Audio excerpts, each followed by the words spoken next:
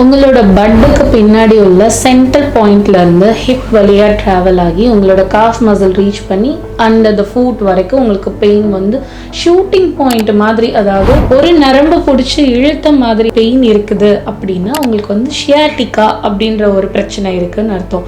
இது என்னன்னா கம்ப்ளீட்டாக நியூரோ சிஸ்டம் சம்மந்தமான ஒரு பிரச்சனை தான். ஃபீமேலுக்கு வந்து டெலிவரி டைமாக இருக்கட்டும், இல்லைன்னா ப்ரெக்னன்சி பீரியடில் இருக்கட்டும், தப்பான போஸ்டரில் அவங்க ரொம்ப நேரம் இருந்தனால ஷியாட்டிகா நர்வில் வந்து உங்களுக்கு பெயின் ரொம்ப அக்ரிவேட் ஆகிறதுக்கான வாய்ப்புகள் இருக்கு.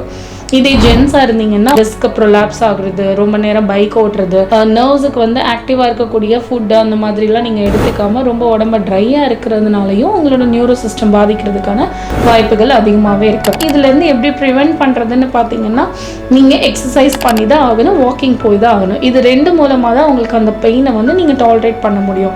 அதாவது காலையில் எந்திரிச்ச உடனே உங்களால் பெட்டை விட்டு கீழே காலே வைக்க முடியாது, அப்படியே வச்சாலும் உங்களுக்கு அப்படியே சுருன்னு ஒரு வலி ஏறும். அப்படின்னா ஷியாட்டிகா ப்ராப்ளம். பெரிய ஜெயின்ட் வீல்லையோ இல்லை ஏதோ அந்த மாதிரியான கேமில் நீங்கள் விளையாண்டுட்டு டக்குன்னு கீழே இறங்கும் போது உங்களோட ஃபுட்லேருந்து பெயின் வந்து ஸ்டார்ட் ஆகி உங்கள் ஹிப்பு வரைக்கும் பாயிண்ட் அவுட் பண்ணும். ஸோ நர்வ்ஸை வந்து கம்ப்ரெஸ் பண்ணுற அளவுக்கு இல்லாமல் அதுக்கு தேவையான ட்ரீட்மெண்ட்ஸ் வந்து நீங்கள் கரெக்டாக எடுத்தீங்கனாலே இந்த பிரச்சனையிலேருந்து ரிலீஃப் ஆகலாம். என் உடம்புல நிறைய சிம்டம்ஸ் இருக்குது, அதுக்கெல்லாம் என்ன ரீசன்னே தெரியல டாக்டர் அப்படின்னு நீங்கள் கேட்டிங்கன்னா கமெண்ட் பண்ணுங்கள், கண்டிப்பாக உங்களுக்கு நாங்கள் பதில் சொல்லுவோம்.